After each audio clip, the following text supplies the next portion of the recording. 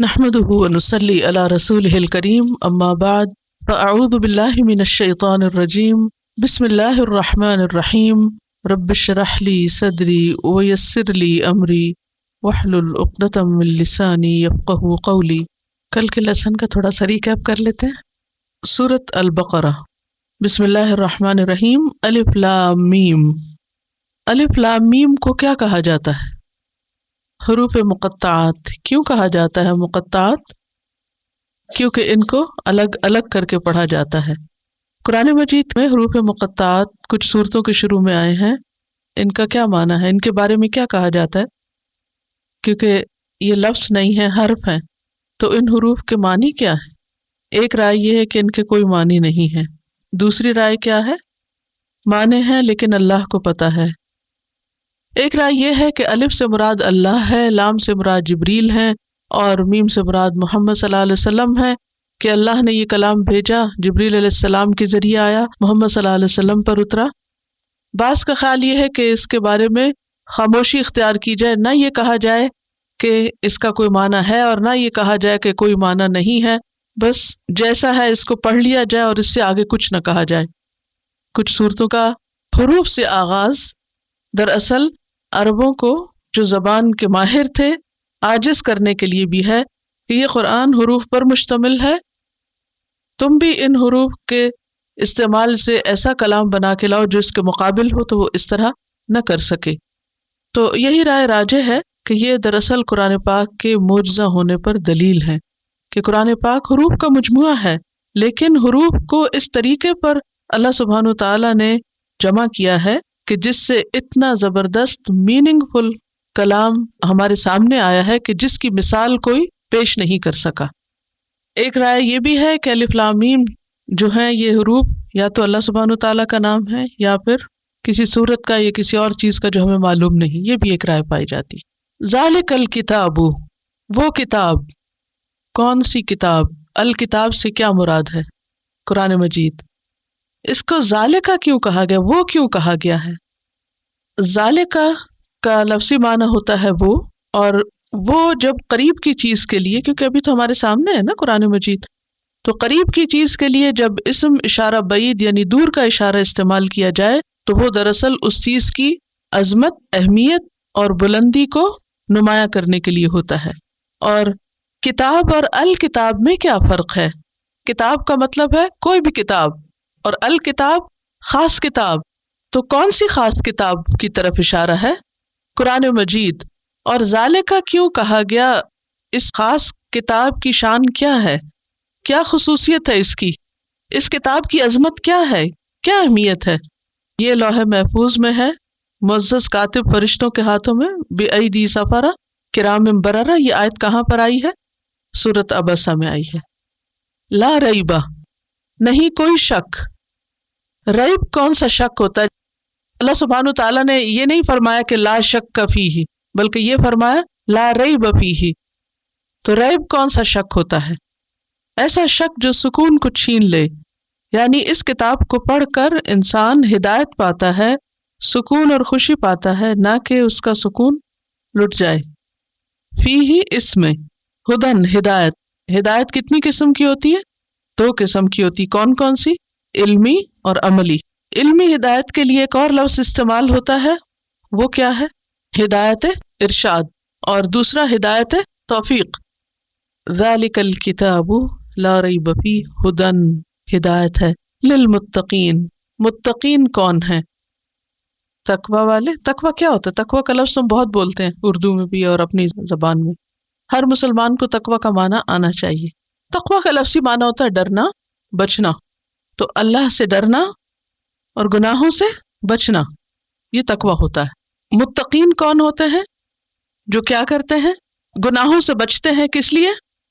اللہ سے ڈرتے ہوئے۔ ھدی للمتقین۔ تو ایسے لوگوں کو یہ کتاب ہدایت دیتی ہے۔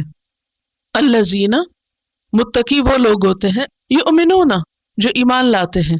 ایمان کا لفظی معنی ہوتا ہے تصدیق، کسی چیز کو کنفرم کرنا۔ ایمان از کنفرمیشن۔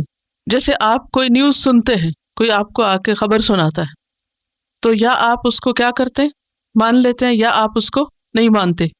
اگر آپ مان لیتے ہیں تو اس کا کیا مطلب ہے کہ آپ نے اس کو کنفرم کر دیا کہ دس از رائٹ. اور کنفرم کرنے کے لیے کیا ضروری ہوتا ہے کہ انسان کا دل بھی اس کو مانے، زبان سے بھی اس کا اقرار کرے، اور پھر اکارڈنگلی وہ عمل بھی کرے. الذین یؤمنون بالغیب، الغیب کیا چیز ہے؟ انسین، جیسے اللہ سبحانہ وتعالیٰ کی ذات، فرشتے اور جنت، جہنم. تو غیب اور الغیب میں کیا فرق ہے؟ غیب کا مطلب ہے غائب چیزیں جو ہماری آنکھوں سے غائب ہے. عام غیب کا کیا مطلب ہے؟ جو غائب ہے، جو ہماری نظروں سے غائب ہے، اوجھل ہے. لیکن الغیب اور غیب میں کیا فرق ہے؟ الغیب وہ غائب چیزیں جن پر اللہ سبحانہ تعالیٰ نے ہمیں ایمان لانے کے لیے حکم دیا ہے. تو یؤمنون بالغیب، وہ لوگ متقی جو ہوتے ہیں ایسی چیزوں پر ایمان لے آتے ہیں، ان کو کنفرم کرتے ہیں. تو غیب پر ایمان لانا جو ہے اس کو اتنا اپریشیٹ کیوں کیا گیا ہے؟ جو چیز آپ کے سامنے ہے، بس میں آپ سے یہ کہوں کیا یہ قلم ہے یا یہ قلم ہے، تو آپ سب کہیں گے جی ہاں یہ قلم ہے. کیوں؟ کیونکہ آپ سب دیکھ رہے ہیں. تو اس میں کیا بڑی بات ہے کہ جو آپ دیکھ رہے ہیں اس میں ہاں ملا رہے ہیں. تو اصل کمال کیا ہے کہ اللہ سبحانہ وتعالیٰ پر اعتماد کرتے ہوئے ان چیزوں کو مان لیا جائے جو ماننے کے لیے کہا گیا ہے. کس پر اعتماد کرتے ہوئے؟ اللہ سبحانہ وتعالیٰ پر. اللہ تعالیٰ نے براہ راست ہمیں نہیں بتایا، لہٰذا ہمیں کس کے ذریعے بتایا؟ پیغمبر کے ذریعے بتایا. تو پیغمبر کو بھی ماننا ہوگا پھر. اور پھر پیغمبر اور اللہ کے درمیان کیا چیز تھی؟ فرشتے جبریل علیہ السلام، تو ان کو بھی ہمیں ماننا ہوگا. تو یہ ساری چیزیں پھر ایمان کے اندر شامل ہو جاتی ہیں. وَيُقِيمُونَ الصَّلَاةَ، اور نماز قائم کرتے ہیں. قائم کرنے کا لفظی معنی کیا ہوتا ہے؟ کسی لیٹی ہوئی چیز کو سب سے پہلے کھڑا کر دینا. جب کوئی چیز کھڑی ہو جاتی ہے تو اس کی اپنی اصلی حالت پوری نظر آنے لگتی ہے. مثلا اگر یہ قلم لیٹا ہوا ہے تو اس کا کچھ حصہ آپ پر واضح نہیں ہوگا، لیکن جب یہ کھڑا ہو گیا تو کیا ہوا؟ پوری طرح واضح ہو گیا. تو اسی طرح نماز قائم کرنے میں کچھ چیزیں آتی ہیں، اور وہ ہیں وہ شرائط اور وہ ارکان جن کو ادا کیے بغیر نماز نہیں ہوتی. کون کون سے ہیں وہ؟ نماز قائم کرنے کی شرائط کیا ہے؟ پاک صاف ہونا، قبلہ رخ ہونا، وقت کی پابندی، جس طریقے سے رسول اللہ صلی اللہ علیہ وسلم نے اس کو ادا کیا اس طریقے پہ ادا کرنا، سجود اور رکوع وغیرہ اعتدال کے ساتھ کرنا. اعتدال کا مطلب کہ اطمینان کے ساتھ کرنا، خشوع و خضوع کے ساتھ ادا کرنا. اور اس میں مردوں کے لیے جماعت سے نماز ادا کرنا بھی اقامت صلاۃ کا حصہ ہے. اور پھر جماعت جب ہوتی ہے تو اس میں صفوں کی درستگی، وہ بھی اقامت صلاۃ کا حصہ ہے. اور خواتین کے لیے کوئی خاص چیز، ویسے تو مردوں کے لیے بھی ہے، لیکن اقامت صلاۃ میں درست لباس پہننا بھی آتا ہے، سطر کی پابندی. بعض لوگ کہتے ہیں کہ کوئی فرق نہیں پڑتا، بس جیسے ہو، جس حال میں ہو ویسے ہی ادا کر لو. صلاۃ کا لفظی معنی دعا کا ہے، تو اس کا مطلب کوئی بھی دعا کر لیں ہم تو نماز قائم ہو جائے گی. تو صلاۃ اور الصلاۃ میں فرق ہے. الصلاۃ کیا ہوتی ہے؟ نبی صلی اللہ علیہ وسلم کے بتائے ہوئے طریقے کے مطابق اللہ کی عبادت کرنا. یقیمون الصلاۃ ومما، مما کا کیا مطلب ہے؟ اس میں سے جو. اس سے پتہ یہ چلتا ہے کہ جو کچھ اللہ نے ہمیں دیا ہے ضروری نہیں کہ سارا ہی ہم دے دیں. من ما کا کیا مطلب بنتا ہے؟ اس میں سے کچھ حصہ. کتنا؟ کس کس شکل میں ہمیں دینا ہوتا ہے؟ نمبر 1 زکوٰۃ واجبہ، نمبر 2 صدقات مستحبہ، نمبر 3 نفقات لازمہ. نفقات لازمہ میں کیا چیز آتی ہے؟ قرآن پر عمل ہو نہیں سکتا نا جب تک ہمیں یہ نہ پتا ہو کہ قرآن کیا کہہ رہا ہے. تو نفقات لازمہ اگر میں نے کہا ہے تو ہمیں پتا ہونا چاہیے کہ نفقات لازمہ کیا چیزیں، کیونکہ نہ تو وہ زکوٰۃ ہوتی ہے اور نہ وہ صدقہ ہوتا ہے. That is a duty. تو وہ کیا ڈیوٹی ہے ہمارے اوپر جسے ہمیں لازمی طور پر ادا کرنا ہوتا ہے؟ شادی کے موقع پر جو حق مہر ہے وہ نفقات لازمہ میں سے ہے، اسے لازمی دینا ہے. وہ معاف نہیں ہو سکتا جب تک بیوی معاف نہ کرے. اتنا اللہ نے آپ کو اختیار دیا ہے. اور اس کے علاوہ اور کیا؟ بیوی بچوں پر خرچ کرنا وہ بھی نفقات لازمہ سے. اسی طرح والدین پہ خرچ کرنا اور غریبوں وغیرہ کے اوپر جو خرچ کرنا وہ تو صدقات میں آتا ہے. ٹھیک ہے، رشتہ داروں پہ خرچ کرنا بھی صدقات ہی کا ایک حصہ ہے. باقی بہت ساری چیزیں صدقات میں آتی ہیں کہ جو لازم نہیں ہے کریں تو بہت ثواب ہے، اور اگر نہ کریں تو گناہگار نہیں انسان، اس طرح جس طرح کے نفقات لازمہ کو ادا نہ کرنا وہ ایک طرح ہمارے ذمے ہو جاتا ہے، جیسے قرض کی ادائیگی جو ہے۔ تھوڑی سی یقیمون الصلاۃ پہ آپ دیکھیے کہ کیا مراد ہے یقیمون الصلاۃ پہ۔ اس وقت تک تقویٰ کا ثبوت نہیں ہو سکتا جب تک اقامت صلاۃ نہیں ہوتی۔ حدیث میں منافق کی نماز کو مرغے کے ٹھونگ مارنے سے تشبیہ دی ہے کہ جیسے مرغا زمین پہ ٹھونگ مار کے اٹھا لیتا ہے، یہ بھی نماز کی ادائیگی کا طریقہ نہیں ہے۔ اور خشوع میں ہلنا جلنا بھی منع ہے، اور پوری طرح فوکس کرنا جو ہے وہ ضروری ہے اس پر۔ اب دیکھیے کہ بعض اوقات ہم اللہ کے قانون کو اپنے ہاتھ میں لینے لگتے ہیں۔ اگر کوئی کسی ملک کے قانون کو اپنے ہاتھ میں لینے لگے تو اس کو کیا کہتے ہیں؟ باغی۔ مثلا جو لوگ گاڑی چلا رہے ہوتے ہیں نا تو وہ ضرور تبصرہ کرتے ہیں، یہ جنہوں نے قانون بنایا نا کہ یہاں نہ مڑے اور ادھر نہیں، یہ بالکل ٹھیک نہیں ہے، ایسا نہیں ہونا چاہیے، تبصرہ کرتے رہتے ہیں۔ لیکن فالو کرتے ہیں یا نہیں کرتے ہیں نا؟ یہ تھوڑی کرتے ہیں نہیں دل چاہ رہا تو اپنی مرضی شروع کر دی۔ لیکن ایسا کیوں ہے کہ اللہ کے قانون کو ہم اپنے ہاتھ میں لے لیتے ہیں اور اپنی مرضی سے اس میں تبدیلیاں کر لیتے ہیں اور اپنی مرضی سے اس کو اپنے خواہش کے مطابق ڈھال لیتے ہیں، اور پھر ہم بہت زور زبردستی سے یہ بھی ثابت کرتے ہیں کہ ہم سے بڑا متقی پرہیزگار کوئی نہیں، اور وہ سب غلط ہیں جو ہمیں غلط کہیں۔ اگر اللہ سبحانہ وتعالیٰ دنیا میں نہیں پکڑتے، نہیں پوچھتے، تو اس کا یہ مطلب نہیں ہے کہ انسان جو چاہے کرتا چلا جائے۔ یقیمون الصلاۃ کا معنی یہ ہے کہ جس طریقے پر اللہ سبحانہ وتعالیٰ نے ادا کرنے کے لیے اس کو کہا ہے اس طریقے کی پابندی کی جائے، قبلے کے رخ کو فالو کیا جائے، طہارت کا پورا اہتمام کیا جائے، خشوع و خضوع سے کام لیا جائے، اپنا لباس بھی درست رکھا جائے، خصوصاً خواتین کے لیے ہاتھ اور چہرے کے علاوہ سارا جسم ڈھکا ہونا چاہیے، باریک لباس نہیں ہونا چاہیے۔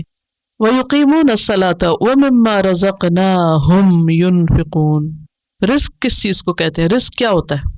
پروویژنز، کیا چیز؟ مثلاً ہر فائدہ مند چیز جو کسی بھی جاندار کو فائدہ دے، جسمانی ذہنی غذا کے طور پر۔ ينفقون کا لفظ نکلا ہے نفق سے، اس کا معنی کیا ہوتا ہے؟ سوراخ، ٹنل۔ انفاق کا معنی تو سوراخ کرنا، اور مراد اس سے کیا ہے؟ خرچ کرنا، نکالنا۔ نفق ٹنل کو بھی کہتے ہیں۔ ٹنل میں کیا ہوتا ہے؟ ایک طرف سے چیز آتی ہے، جیسے گاڑیاں ٹنل سے گزرتی ہیں تو کیسے ہوتا ہے؟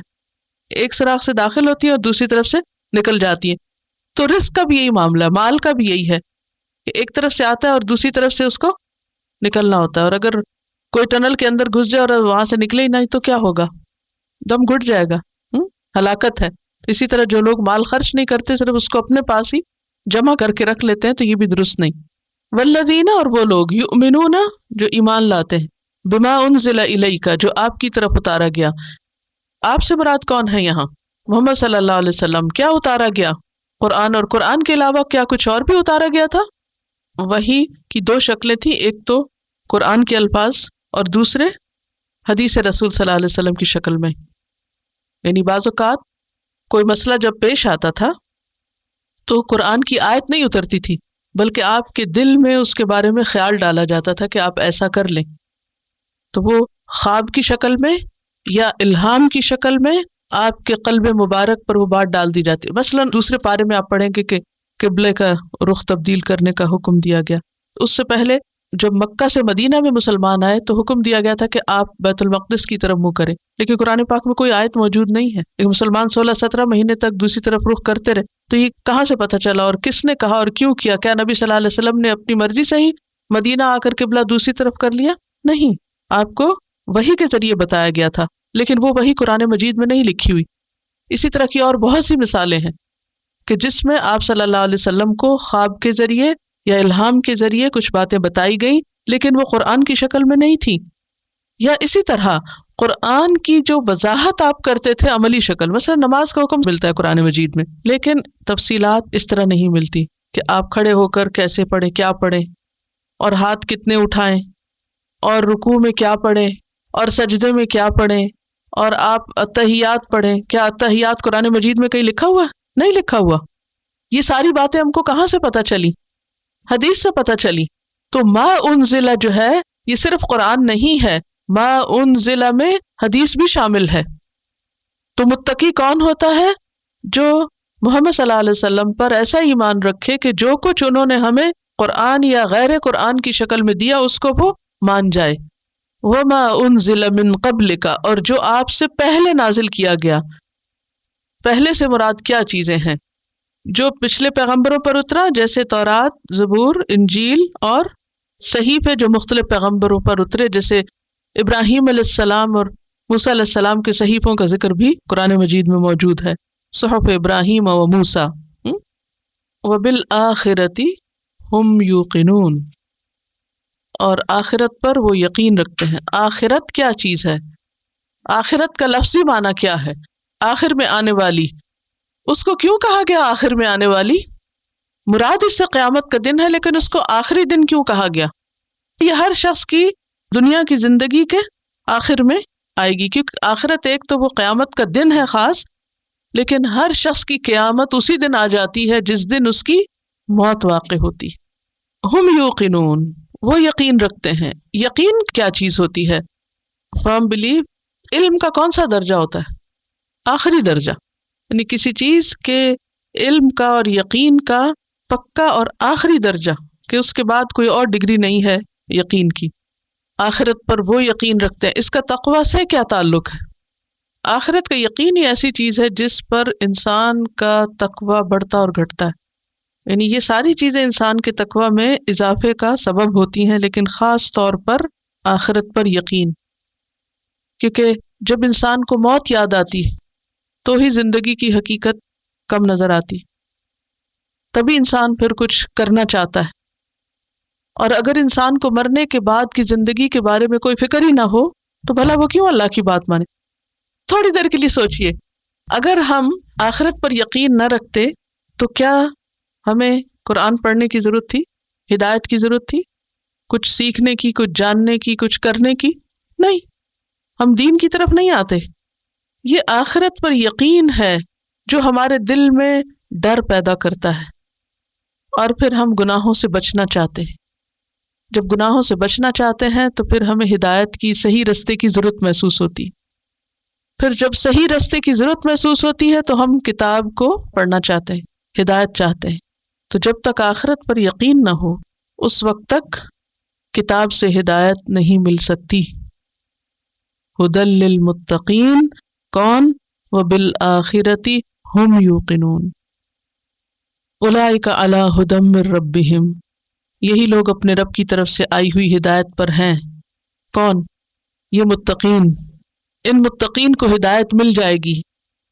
وَأُولَئِكَ هُمُ الْمُفْلِحُونَ، اور یہی لوگ فلاح پانے والے ہیں، کامیاب ہونے والے ہیں، مفلح ہیں۔ فلاح کا کیا معنی ہوتا ہے؟ فلاح کا لفظی معنی ہوتا ہے کاٹنا اور چیرنا، محنت اور مشقت کی طرف اشارہ ہے۔ فلاح فارمر کو کہتے ہیں۔ کیا کرتا ہے فارمر؟ زمین کو کاٹتا، چیرتا، پھاڑتا ہے، بیج بوتا ہے، محنت کرتا ہے، پانی لگاتا ہے، راتوں کو دن کو جاگتا ہے، دھوپ میں کام کرتا ہے، دیکھ بھال کرتا ہے، وقت کا بہت پابند ہوتا ہے۔ اسے پتا ہوتا ہے کہ اب مثلا گندم اگانے کا موسم ہے، آپ دیکھیں کہ وہ ضرورت سے زیادہ پانی نہیں ڈالے گا، ڈالتے ہیں پانی؟ ضرورت سے زیادہ اس میں کھاد نہیں ڈالتے، پانی دینا بھولتے نہیں بھولتے، فرٹیلائزر کا اہتمام کرنا ہے، اور کیڑوں سے بچانا ہے، اور جو غیر ضروری قسم کے پودے نکل آتے ہیں ان کو نکال کے باہر پھینکتے کہ ہمیں آپ کی ضرورت نہیں ہے۔ اور کیا کرتے ہیں؟ کوے وغیرہ سے بچاتے ہیں، بارش کا بھی انتظار کرتے ہیں۔ سرٹن ٹائپ آف پلانٹس اور ٹریز ہوتے ہیں جن کو ونٹر میں بوریاں پہنا دیتے ہیں اور کور کر دیتے ہیں ورنہ وہ خراب ہو جائیں۔ اور کیا کرتے ہیں؟ پور نکلنے کا انتظار کرتے ہیں، اور پھلدار ہو تو پھل نکلنے کا انتظار کرتے ہیں، اور نکل جائے تو پھر کیا کرتے ہیں؟ پھل وقت پر اس کو کاٹتے بھی ہیں۔ فکر ہوتی؟ سب سے زیادہ کیا ہوتا ہے سارے عمل میں، اول سے آخر تک؟ فکر، دھیان، پورا دل اٹکا رہتا ہے نا اس چیز کی طرف۔ جب جا کر آپ کو کچھ حاصل ہوتا ہے تو بالکل اسی طرح متقی شخص غافل انسان نہیں ہوتا، بے خبر نہیں ہوتا، بے فکری زندگی نہیں گزار سکتا۔ اس کا دل دماغ جاگتا رہتا ہے، اسے آخرت کی فکر ہوتی ہے، اسے حساب کتاب کی فکر ہوتی ہے، وہ مسلسل الرٹ رہتا ہے، وہ کسی دن آف ڈیوٹی نہیں ہوتا۔ اب دیکھیے کبھی ایسا بھی ہوتا ہے نا کہ آپ کو اچانک سمر میں پھر کہیں جانا ہوتا ہے، کوئی ٹریولنگ ہوتی ہے کچھ، پھر آپ کیا کہہ کے جاتے ہیں، کیا کر کے جاتے ہیں؟ کسی کے حوالے کرتے ہیں، کسی دوست کے، کسی نیبر کے، کسی کو کہ پلیز اس کو پانی لگا دینا، پلیز ایسے کر دینا. آپ یہ تھوڑی کرتے ہیں اچھا خود ہی آئیں گے پھر دیکھ لیں گے. نہیں، پوری کیئر کرنی. تو اس پورے کردار میں، فارمر کے پورے کردار میں ایک لفظ آتی ہے کیئر اینڈ کنسرن. تو پوری طرح وہ کیئرفل ہوتا ہے. تو متقی شخص بھی کیئرفل ہوتا ہے، کانشیس ہوتا ہے، اپنا دل دماغ استعمال کرتا ہے، چاروں طرف نظر رکھتا ہے، سمجھدار ہوتا ہے، غور و فکر کرتا ہے، احتیاط برتتا ہے. تو کامیابی کے لیے یہ ساری صفات ضروری ہیں. وَأُولَئِكَ هُمُ الْمُفْلِحُونَ. ہر شخص کامیابی چاہتا ہے. تو کامیابی کے لیے کیا ضروری ہے؟ ہدایت. ہدایت کے لیے کیا ضروری ہے؟ تقوی. 3 چیزیں لکھ لیجئے. کیا ہم سب کامیاب ہونا چاہتے ہیں یا نہیں؟ کیا ہم اس میں سیریس ہیں؟ کیا ہم آخرت میں کامیاب ہوں؟ کیا ہم چاہتے ہیں کہ یہ بات ہمارے بارے میں ہو وَأُولَئِكَ هُمُ الْمُفْلِحُونَ؟ کیا ہم چاہتے ہیں کہ جب ہماری موت آئے تو ہمیں یہ خبر ملے کہ تم کامیاب ہو گئے اور ہمیں بھی یہی پیغام ملے؟ تو کامیابی کے لیے کیا ضروری ہے؟ محنت، کوشش، اسٹرگل. لیکن ڈائریکشن لیس اسٹرگل نہیں. کون سی اسٹرگل؟ اس کے لیے ہمیں ڈائریکشن چاہیے، ہدایت چاہیے. اور وہ کون دیتا ہے؟ اللہ دیتا ہے. اور اس کے لیے کتاب ضروری ہے پڑھنا. اور پھر ہدایت کس درجے کی ملتی ہے انسان کو؟ کتنی ملتی ہے؟ جتنا تقویٰ ہوتا ہے. اور تقویٰ کے لیے کیا چاہیے ہوتا ہے؟ مسلسل فکر مندی، کوشش چاہیے ہوتی ہے. ٹھیک ہے. وہ کوشش کہاں نظر آتی ہے؟ کبھی اقامت صلاۃ میں نظر آتی ہے اور کہیں مما رزقناہم ینفقون میں نظر آتی ہے. تو یہ کون لوگ ہیں؟ صراط الذین انعمت علیہم